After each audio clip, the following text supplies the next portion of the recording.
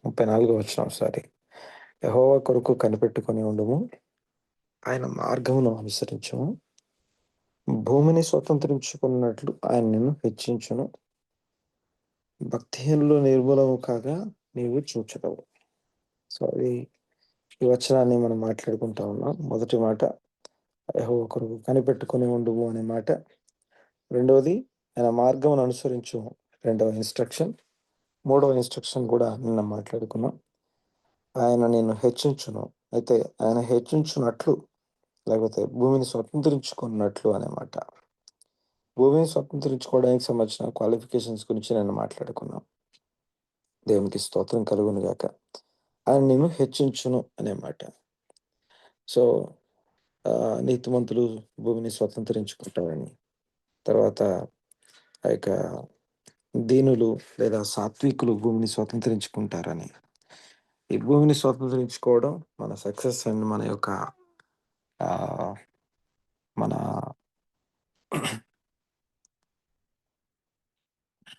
మన ఎలివేషన్ లేకపోతే మన యొక్క ఎగ్జాల్టేషన్ ఇవన్నీ కూడా భూమిని స్వతంత్రించుకోవడంతో కనెక్ట్ అయి ఉన్నాయని చెప్పి మాట్లాడుకున్నాం. ఇక ఈరోజు ఆ నెక్స్ట్ మాటను ఒక్కసారి జ్ఞాపకం చేసుకుందాం.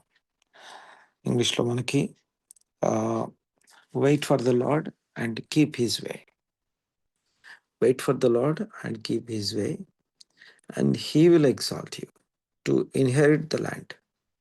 You will look on when the wicked are cut off. ఇది ఇంగ్లీష్లో మనకు రాస్తుంది. నిన్న మనం ఎరాష్ అనే పదాన్ని చూసాము. సో ఆ పదంలో నుంచి కొన్ని మాటలు మనం మాట్లాడుకుందాం.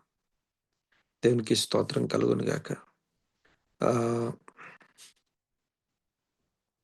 తర్వాత ఈ హెచ్చించుట అనే పదాన్ని కూడా హీబ్రూలో మాట్లాడుకున్నాం.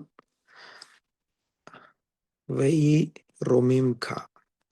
రామ్ అనే మాట అబ్రహాంలో ఉన్నటువంటి రామ్. ఆ తర్వాత రాము అనే పట్టణంలో ఉన్నటువంటి రామ్. ఇవన్నీ కూడా ఎగ్జాల్టేషన్ లేకపోతే హై హెచ్చు అనే పదం గురించి మాట్లాడుకున్నాం. దేవునికి స్తోత్రం. తర్వాత ఈ యొక్క చివరి మాట ఇందులో మనం చూస్తాం ఏంటంటే చివరి మాట to cut off or destroy. To cut off or destroy. హిక్కరెత్ అంటాం. హిక్కరెత్ అనే మాటకి టు కట్ ఆఫ్ ఆర్ ఖరాత్ అనే మాట. ఖరాత్ అనే పదం నుంచి హిక్కరెత్ అనే పదం వస్తూ ఉంది. బే హిక్కరెత్ రషాయిం. రషాయిం అంటే దుష్టులు లేకపోతే దుర్మార్గతను అనుసరించేవారు, దుష్టత్వాన్ని జరిగించేవారు అని అర్థం. దేవునికి స్తోత్రం కలుగును గాక.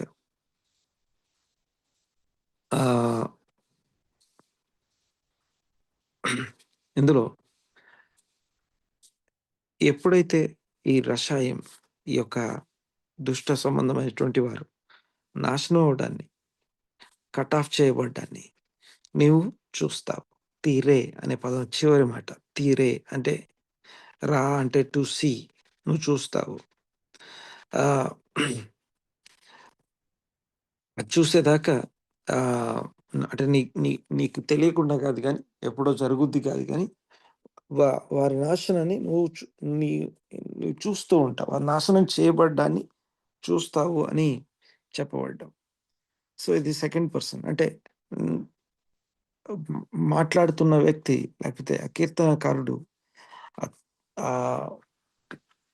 సెకండ్ పర్సన్కి తెలియజేస్తున్నట్టుగా చూస్తాం. సరే, పాయింట్ ఏంటంటే ఇందులో నుంచి కొన్ని విషయాలు ఈ రోజుకి మళ్ళీ మనం మాట్లాడుకున్నాం. మొదటిది మరొకసారి ఈ వచనము ఓవరాల్గా మనకు నేర్పించే విషయాలు. Number 1 patience. ఇక నిరీక్షించడానికి, విశ్వాసం ఉంచడానికి, ఆయన సన్నిధిలో కనిపెట్టడానికి, వీటన్నిటికీ వి నీడ్ పేషెన్స్. ఓర్పు కావాలి. శ్రమలో ఓర్పును తన క్రియను కొనసాగింపనియండి అనే వచనాన్ని మనం చదువుతాం.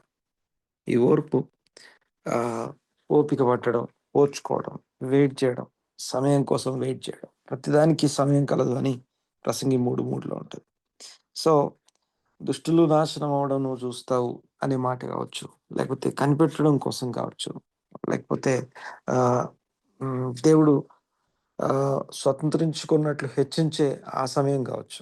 అన్నిట్లో కూడా కామన్‌గా మనకు కనిపిచ్చేది దాని కాలంలో అది జరిగే ఆ విషయాల్లో మనం నిరీక్షించడం అంటే వెయిట్ చేయడం. ఓపిక, పేషెన్స్ ప్రధానమైనటువంటి ఈ వచనంలో 4 ఉన్నటువంటి కామన్ పాయింట్ అది. పేషెన్స్ అనే మాట. ఈ 4 వచనాలు 4 మాటల్లో మొదటి 3 2 రెండేమో డైరెక్ట్ ఇన్‌స్ట్రక్షన్స్, మూడోది ఇండైరెక్ట్ ఇన్‌స్ట్రక్షన్. అంతేకాకుండా ఆహ్, నెక్స్ట్ దీంట్లో మనం నేర్చుకునే ఆ చివరిదేమో ప్రమాణం, ప్రామిస్, వాగ్దానం అంటాం. నువ్వు చూస్తావు. ఇదిగో ఇప్పుడు మీరు చూస్తున్న ఈ యొక్క ఐగుప్తీయులు ఇక మీరెన్నటికీ చూడరు అనే వచనం. అంటే అదొక ప్రమాణానికి సంబంధించినటువంటి మాట. 4వ మాట. మొదటిది ఈ యొక్క వచనం అంతట్లో నుంచి మనం నేర్చుకునే విషయం పేషెన్స్, ఓర్పు, ఓపిక. ఆ యొక్క వెయిట్ జేయడానికి సంబంధించి గాని, లేకపోతే వీటన్నిటిలో మనకి పేషెన్స్ అనేది మొదటి మాట. సెకండ్ వన్ ఒబీడియన్స్ అంటాం. అనగా విధేయత. దేవుని మార్గం అనుసరించాలన్నా, ఆయన కొరకు కనిపెట్టాలన్నా, లేదా ఆహ్, నువ్వు వెయిట్ చేయి. ప్రభువైన యేసుక్రీస్తు శిలువ మీద వేలాడుతున్నప్పుడు, ఆయన న్యాయముగా తీర్పు తీర్చు దేవునికి తన్ను తాను అప్పగించుకున్నాడని చదువుకున్నాం. అలాగే హెబ్రీ పత్రికలో చూసాం. నీ పాదములకు వారిని పాదపీఠముగా అప్పటి నుండి, ఆ క్షణం నుండి అంటే న్యాయంగా తీర్పు తీర్చి దేవునికి అప్పగించుకున్నా ఓపిక గదా! అప్పగించుకొని ఇక నెక్స్ట్ పనేంటంటే ఆయన కుడి పార్శ్వంన కూర్చోవాలి. ఎలా కూర్చోవాలి? ఎందుకు కూర్చోవాలంటే అప్పటి నుండి ఆయన శత్రువులు అనగా క్రీస్తు శత్రువులు క్రీస్తు పాదములకు పాదపీఠంగా చేయబడు వరకు ఆయన కనిపెడుతూ కూర్చున్నారు. ఆయన కనిపెడుతూ కూర్చున్నారు. సో, అది మనకి నేర్పిస్తా ఉంది. ఓపిక నేర్పిస్తా ఉంది. ఒబీడియన్స్ అనగా న్యాయంగా తీర్పు తీర్చే దేవుడు పనిచేస్తున్నాడు. దేవుని న్యాయము, దేవుని సింహాసనం ఇంకా పనిచేస్తా ఉంది. సో, ఆ పని ఏదైతే పని జరుగుతా ఉందో దాని మీద ఒక వి ఏమంటారంటే విశ్వాసాన్ని బట్టి ఒక ఒబీడియన్స్. నంబర్ 1 పేషెన్స్ గురించి వచనం అంతా మాట్లాడితే, ఓపిక గురించి, ఓర్పు గురించి మాట్లాడితే, రెండవది ఇదే వచనం మనకు ఒబీడియన్స్ తెలియజేస్తా ఉంది. ఒక దాని కోసం కనిపెట్టాలన్నా, లేదా యెహోవా మార్గం అనుసరించాలన్నా, లేకపోతే భూమిని స్వతంత్రించుకోవాలన్నా, సాత్వికం కలిగి ఉండి నీతిమంతత్వాన్ని కొనసాగించాలన్నా, వీటన్నిటిలో గూడా ఆ యొక్క దుష్టులు నాశనం చేయబడడం చూడాలి అంటే కూడా ఓపిక గావాలి, పేషెన్స్ కావాలి. Number 2 obedience. ఒబీడియన్స్ చాలా ముఖ్యమైనటువంటి రెండవ విషయం ఇందులో. ఇక మూడవ విషయం ఏందంటే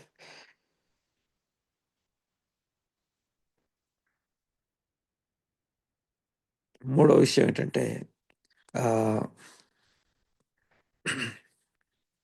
మనకు చేయబడిన నిబంధన. నిబంధన ఏదైతుందో ఆహ్, దీన్నేమంటామంటే రెస్పాన్సిబిలిటీ ఆర్ కవెనెంటల్ రెస్పాన్సిబిలిటీ అంటాం.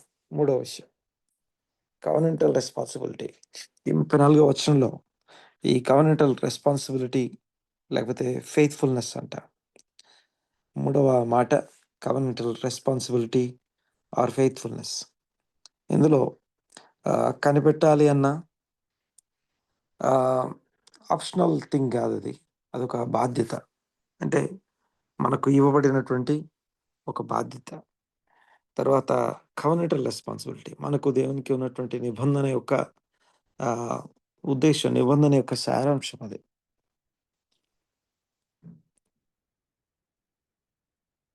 మనం ఆయన మార్గం అనుసరించడం గూడా మనం ఆయన మార్గం అనుసరించాలి అంటే గూడా ఈ కవెనెంటల్ రెస్పాన్సిబిలిటీ అది. ఆ రిలేషన్‌కి సంబంధించిన రెస్పాన్సిబిలిటీ నమ్మకంగా ఉండడం చాలా అవసరం. తర్వాత ఆహ్, 28, 28 వచనం మనం చూస్తాం ఇందులో. ఒకసారి ఎవరైనా ఒకరు 28 వచనం నేను చదువుతాను చూడండి ఒకసారి 28. ఓకే. యెహోవా న్యాయమును ప్రేమించువాడు. ఆయన తన భక్తులను విడువడు. వారెన్నటెన్నటికీ కాపాడబడతారు. కానీ భక్తిహీనుల సంతానం నిర్మూలమగును. ఇక్కడ న్యాయమును ప్రేమించువాడు. సో, తన భక్తులను విడువడు. సో, ప్రతి చోట గూడా మనకు కనపడే విషయం. ఆ తర్వాత ఇంకొక వచనం చూడండి ఒకసారి. 33వ వచనం. దీనికి ముందు వచనం.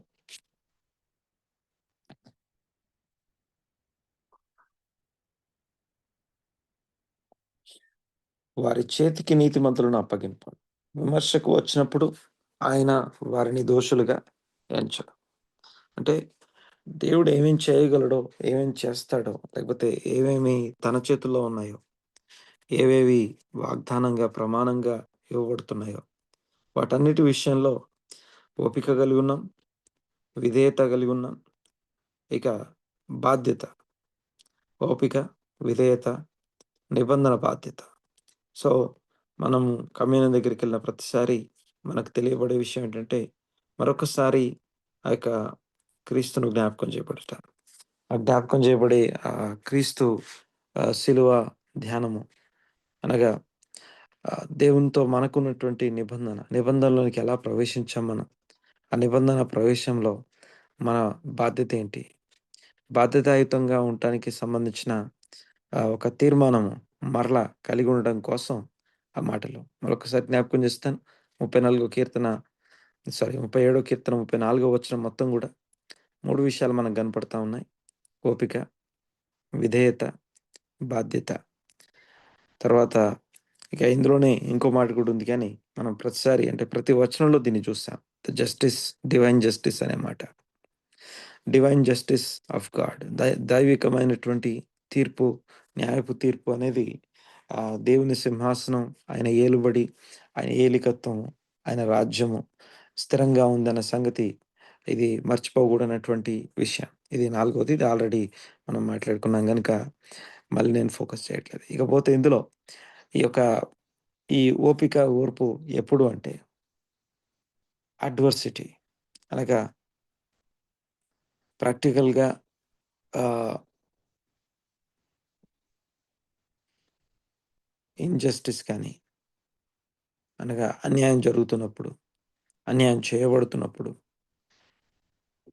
లేకపోతే స్ట్రగుల్, ఇబ్బందుల్లో, తర్వాత ఛాలెంజెస్‌లో ఉన్నప్పుడు, తర్వాత మన శ్రమ, నొప్పి, బాధ, వేదన అనుభవిస్తున్నప్పుడు, అప్పుడే గదా ఓపిక అవసరం. అడ్వర్సిటీలో అడ్వర్సిటీ అనగా ప్రతి విధమైనటువంటి శ్రమ, ఆ ఎదురాడు శ్రమలను అందుకనే మనకు ఆహ్, హెబ్రీ పత్రిక 12వ అధ్యాయం మొదటి వచనం చదువుతాం మనం. సులువుగా చిక్కులో పెట్టు పాపమును విడిచిపెట్టి యేసు వైపు చూచుచు. యేసు వైపు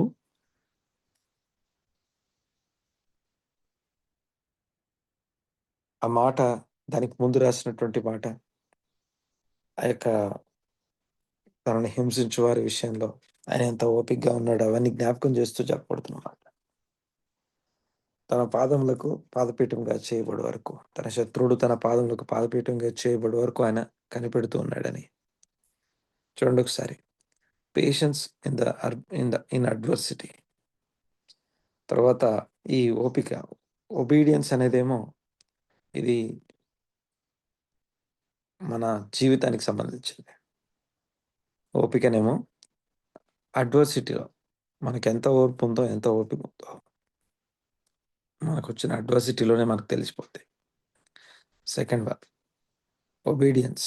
ఈ ఒబీడియన్స్ అనేది, విధేయత అనేది మన లివింగ్‌కి సంబంధించిన విషయం. ఇక మూడవది మాట్లాడుకున్నాం మనం.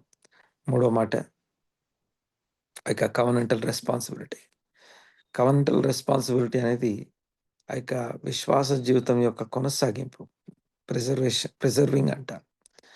సో, కొనసాగింపు లేకపోతే దాన్ని ఎదురాడుతూ జీవించడానికి సంబంధించిన విషయం. దేవునికి స్తోత్రం కలుగును గాక. సో, ఇది 34వ వచనం యొక్క సారాంశం ఇదంతా గూడా. దేవునికి మహిమ కలుగును గాక. మరొకసారి ఆ 3 మాటల్ని పదే పదే ఈ దినమంతా మీరు జ్ఞాపకం చేసుకుంటూ ధ్యానంలో ఉండాలని ఆశపడతా ఉన్నాను. మొదటిది ఓపిక, విధేయత, బాధ్యత.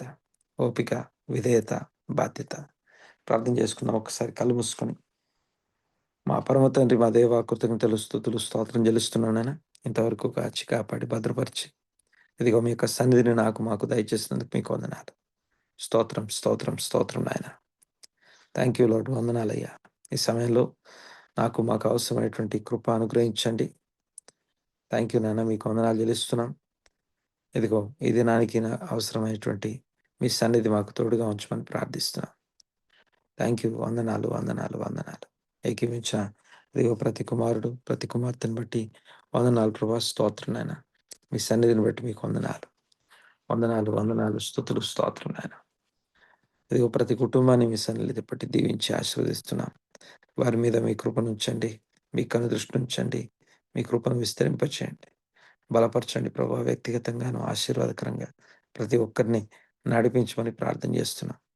మీ యొక్క సన్నిధి మీ బిడ్డలందరికీ తోడుగా ఉండును గాక. వందనాలు, స్తుతులు, స్తోత్రం, స్తోత్రం, స్తోత్రం నాయన.